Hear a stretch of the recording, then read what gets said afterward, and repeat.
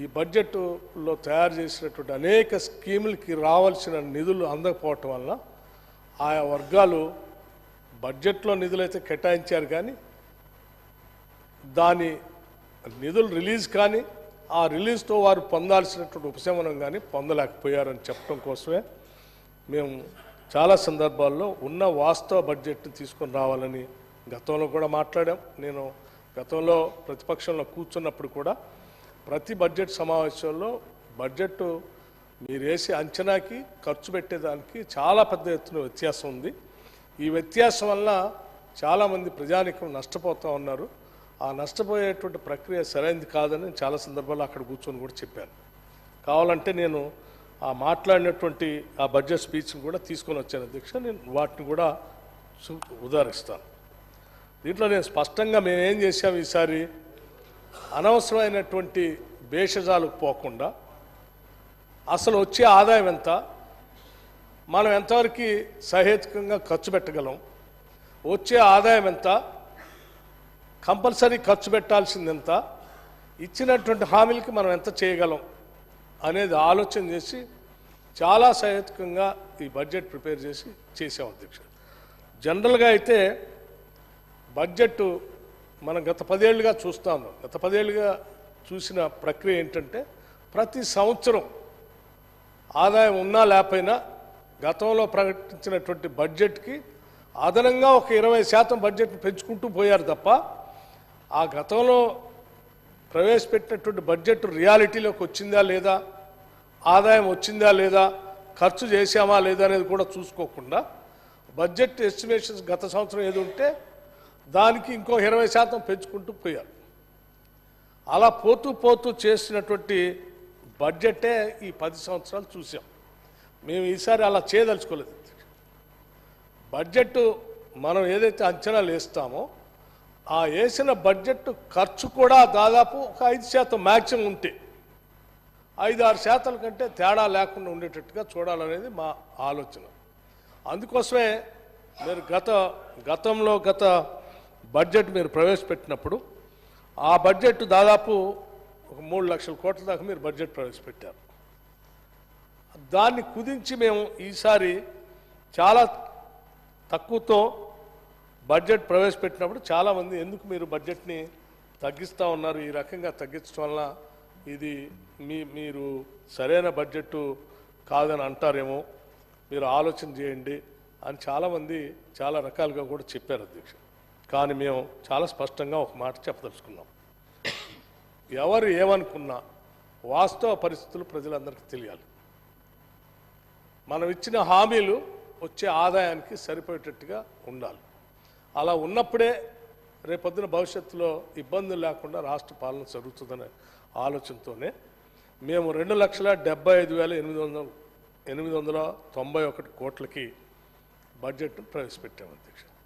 ఈ ప్రవేశపెట్టినటువంటి ఈ బడ్జెట్లో నాకు తెలిసి గతంలో ప్రవేశపెట్టిన బడ్జెట్ లాగా 20% లేకపోతే ఆ పైన గ్యాప్ ఉండేటట్టుగా మాత్రం ఉండదని చాలా స్పష్టంగా చెప్తా ఉన్నాను.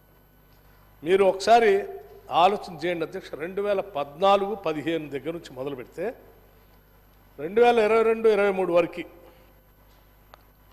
సరే 23-24 వరకు కూడా, సరే అది ఇంకా కాలేదు, ఇంకొక 1 నెల 2 నెలల దాకా టైం ఉంది. సో 2014 నుంచి తీసుకుంటే అప్పుడు ప్రవేశపెట్టినటువంటి బడ్జెట్ 1,638 కోట్ల అధ్యక్ష. ఎక్స్పెండిచర్ వచ్చి కేవలం 62,306 కోట్లు మాత్రమే చేశాం. గ్యాప్ బడ్జెట్కి ఖర్చుకి 38,332 కోట్ల రూపాయలు గ్యాప్ అధ్యక్ష. 1,00,000 కోట్లలో రమారవి 40 కోట్లు ఆదాయమే లేకుండా బడ్జెట్ ఖర్చు పెడితే ఎంత ఇబ్బంది ఉంటుందో ఒకసారి గౌరవ ప్రతిపక్ష నాయకులంతా కూడా ఆలోచించారు. అట్లాగే 2015-16 కూడా అధ్యక్ష, అది కూడా 17,878 కోట్లు గ్యాప్. 2016-17 1,30,416 కోట్లు ప్రజెంటేషన్ చేస్తే, సరే ఆ సంవత్సరం ఒకసారే కొద్ది 8,680 కోట్లు తగ్గింది. 2017-18 1,49,646 కోట్లకి బడ్జెట్ ప్రజెంట్ చేస్తే ఖర్చు పెట్టింది ఎక్స్పెండిచర్ వచ్చి 1,20,211 కోట్లు, అంటే దాదాపు 29,435 కోట్లు తేడా. ఇది 80.3% గ్యాప్తో ఉంది అధ్యక్ష. 2018-19 1,74,454 కోట్లు బడ్జెట్ ప్రజెంట్ చేస్తే ఎస్టిమేట్స్ 1,35,328 కోట్లు, అంటే దాదాపు ఇది కూడా 77.6% మాత్రమే ఖర్చు చేశారు. 39,126 కోట్లు బడ్జెట్ ప్రజెంట్ చేసిన దాంట్లో ఖర్చు పెట్టలేదు అధ్యక్ష.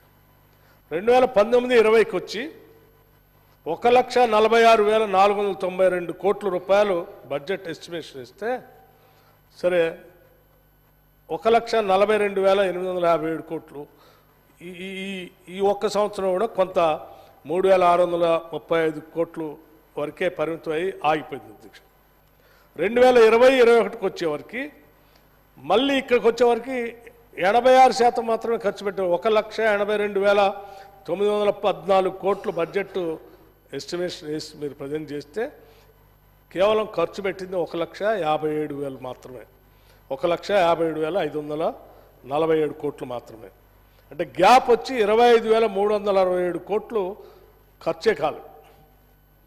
2021-22 అధ్యక్ష ఇక్కడ చూడండి, 2,30,726 కోట్ల రూపాయల బడ్జెట్ ప్రజెంట్ చేస్తే ఖర్చు పెట్టింది 1,82,998 కోట్లు, అంటే కేవలం 79.3% మాత్రమే ఖర్చు పెట్టాం.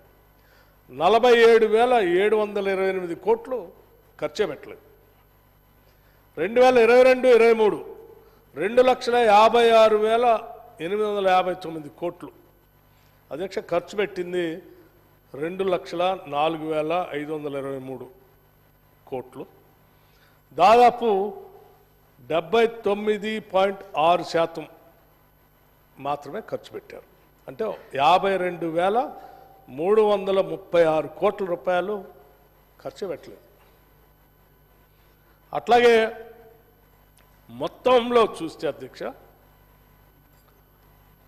14,87,834 కోట్లు మీరు బడ్జెట్ ఎస్టిమేషన్ చేసి ఈ 9 సంవత్సరాలు పెడితే ఈ సంవత్సరం కాకుండా ఖర్చు పెట్టింది 12,25,316 కోట్లు, అంటే మొత్తం అన్న యావరేజ్ 82.4% మాత్రమే 10 ఏళ్లలో ఖర్చు పెట్టింది.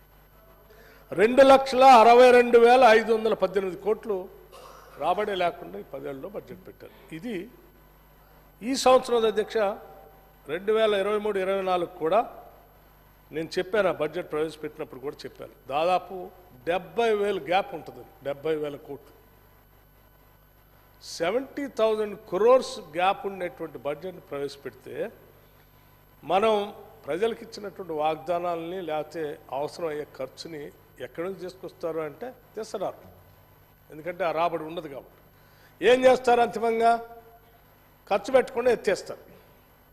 ఎత్తేస్తే జరిగే నష్టం ఎవరికి అధ్యక్ష? ఎవరికి అధ్యక్ష అంటే జనరల్గా బడ్జెట్లో పెట్టిన ప్రతి రూపాయి కూడా ముందుగా ఎవరెవరికి ఇస్తారో వాళ్ళకి ఇచ్చుకుంటూ పోతారు. శాలరీస్,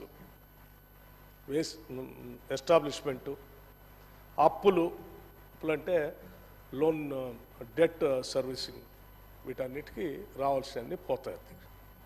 పోయిన తర్వాత అంతిమంగా ఎవరు మిగులుతారంటే డబల్ బెడ్రూమ్ ఇల్లోళ్ళు, 3 ఎకరాల భూమోళ్ళు, లేకపోతే ఇంకో హామీ ఇచ్చి చేస్తామని చెప్పినటువంటి వాళ్ళు, ఇలా పేద ప్రజల కోసం ఏ పథకాలు అయితే, ఉదాహరణకి దళిత బంధు లాంటి పథకం, ఇటువంటివన్నీ ప్రకటించేస్తారు బడ్జెట్లో.